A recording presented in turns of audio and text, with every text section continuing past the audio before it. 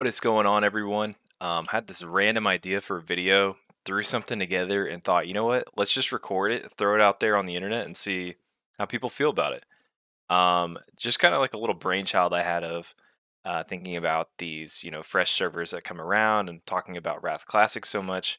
I thought what would be a fun idea is talking about Death Knight tanking, and I made three different Death Knight tanking sets that are all intended for dungeons, only running dungeons here.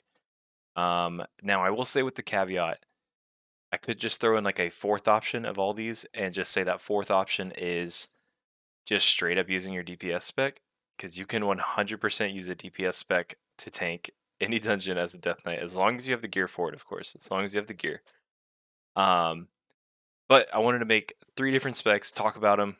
I think it's really, really fun because Death Knights, maybe they aren't the best tanks in the game. They are the most versatile, and they have so much flavor and so much that they can do. Like, just take a look at these three builds that you can have success with in your dungeon runs or even like your 10 mans.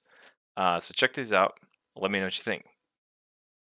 First one here is going to be this Blood Death Knight spec. And now this one in particular is actually more of like your standard spec in general. I wouldn't mind running this at all, even in a 25-man raid. This spec is pretty good.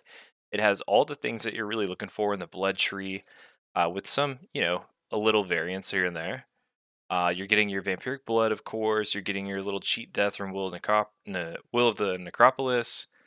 You got full improved rune tap, and of course, you're bringing Abomination's Might to your group. So pretty standard stuff. Uh, and then in terms of the Frost Tree, the only thing that we're missing out on is improved Icy Talons. We're not going full double buff tank here. We do go for the Lichborn. I think Lichborn's pretty helpful in 5-man dungeons. One bad fear on a tank and a 5-man dungeon could lead to a wipe. So let's take Lichborn for this dungeon idea.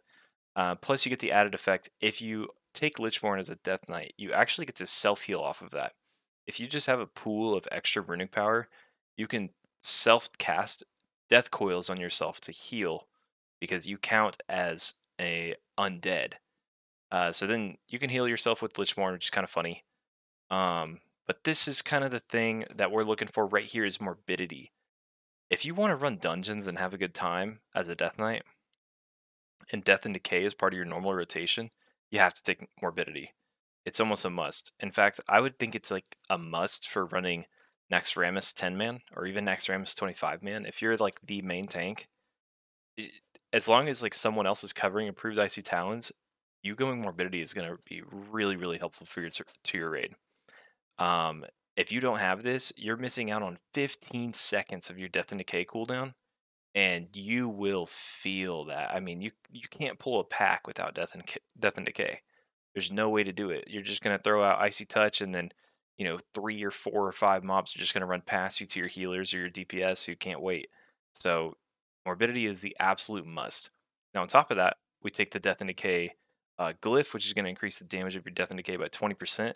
I like to take this in a lot of cases just as a Death Knight tank in general because it's so strong. So we go that. I have Dark Command glyph in here because, again, I think I would take this whole build into a big raid. So may as well have Glyph of Dark Command. And then Glyph of Rune Tap. I think Glyph of Rune Tap is a little underrated, but it's also just like shining at its best if you take it into a 5-man dungeon. So if any healer issues happen, or if your raid is, or if your group is just taking a lot of damage, like boom, you heal your group for 10%. Easy. Now let's get fun, mix up a little bit. Got this Unholy build here. Really, really like this Unholy build. I think this one's a lot of fun. A couple things to note about this is you are picking up fun things like Anti-Magic Zone as a CD if needed. You will be having a pet with this build. I did that intentionally. Of course, we're having Bone Shield, although be it with running an Unholy Death Knight, Bone Shield's going to drop a lot. Your uptime on that is going to be really rough, especially in a dungeon. You'll just have so many mobs hitting you that your uptime on Bone Shield is not going to be great. But we still take it. It's still good. We still want that. What's nice is we get Wandering Plague, which is going to be huge. I mean, this build is massive for big AoE pulls. If you want to cheese some dungeon and make like the biggest pull ever, I really think this build would be great for it. Obviously, there's tons of talents you can throw around and change about it, but going Unholy for like a huge, huge, huge AoE pull, this is the way to go. So you get morbidity like we talked about. We get death and decay glyph like we talked about. One thing that we are picking up is glyph of icy touch, which is going to increase the frost fever damage. The name of the glyph is a little deceiving. It's not actually increasing the damage of your icy touch; it's the disease that your icy touch causes. So because of that, we're also making sure that we go into improved icy touch here. We obviously want black ice to increase our frost and shadow damage, so that all these things are working in with each other. We really only need 1 point epidemic. The pull that I'm envisioning is a big, massive death and decay pull, and then you get your diseases out, and your wandering plague, and your diseases, and your blood boil. Like that's all your damage. We're not worried about anything single target wise, anything at all. Of course, we go into blade barrier because getting that buff is going to be really, really helpful for our survivability. And then 3 out of 5 in bladed armor is just going to be really helpful for giving us that extra attack power, which scales with everything in our kit. So this is a great comp. We also get 2 out of 2 improved Unholy Presence, so we're moving faster. Just having that extra movement speed is going to be really, really nice. This is like a good big AoE pull speed running DK tank. That's how I see this one. I love it. I really, really love it. If you've ever done Unholy DK tanking, you'll feel unstoppable with your AoE threat. It's crazy. It's really, really, really fun. I would highly, highly recommend it, but don't take it too seriously. Now there are ways where you can go like a weird like hybrid unholy blood build for raids, but we'll talk about that another time. This is just like a crazy, crazy fun AoE tank right here. Now, last one. Of course, we got to get a frost one in here, you know? Then we are missing a few things in this frost build. Like we did intentionally skip out on hunger and cold. I don't think it's that good. I think it costs a lot of runic power unless you glyph to reduce it. Don't think it's that worth it.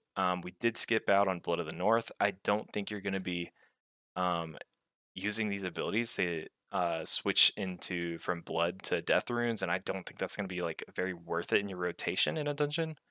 The idea is that this is a dual wield um, frost DK tank for dungeons.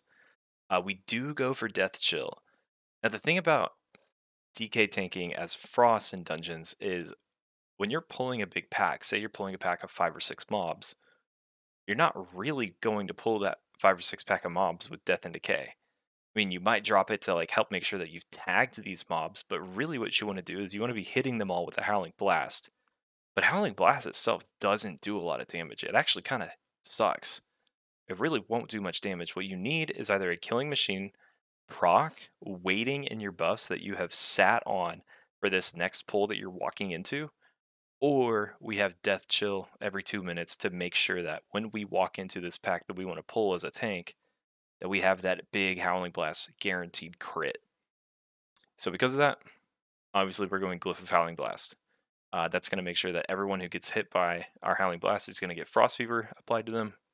And that's just going to help reinforce that AoE threat for us. We go Glyph of Unbreakable Armor, which increases our armor by 30% when we pop that. Going to be pretty much our only good defensive outside of IVF. And then we definitely want to get Glyph of Frost Strike because that's going to be our filler. We're not using Death Coil here, and Frost Strike itself is kind of an expensive runic power spender, so reducing that's going to be pretty good for us. We get 5 out of 5 bladed armor, which is going to be super nice, and we go 5 out of 5 for increased dodge chance. Obviously, there's a lot of room for to move around here. We don't have to go full 5 out of 5 in anticipation. Instead, you could go maybe 2 out of 5 and throw 3 into Frigid Dreadplate. It's basically the same thing. You could maybe go into Icy Reach if you feel like it. You could go Chill Blains if you feel like making this a kiting spec.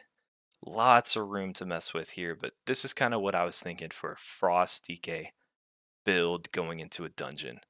And honestly, this looks a lot like your Frost DK DPS build. It's really similar. There's only like a few changes here and there for it, so um, you would have success in a DPS build. I just think this idea is really, really fun if you want to run this and see what you can get out of it. I think you could blast dungeons with this, and what every group wants, what every DPS wants is a tank that goes fast.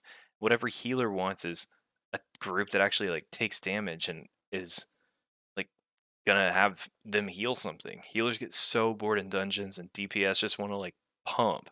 Let's get in, go out, make it as fast as possible. And I think this build, I think the Unholy build would be really, really good for that. And I think this one's great too. I mean, as long as you're getting morbidity, this one can go pretty quick. Keep up the pace. So those are my three DK tanking builds. Hope you enjoy. Mess around with those as much as you want. Obviously, like the more and more gear that you get, the more and more you can greed with these builds and these glyphs.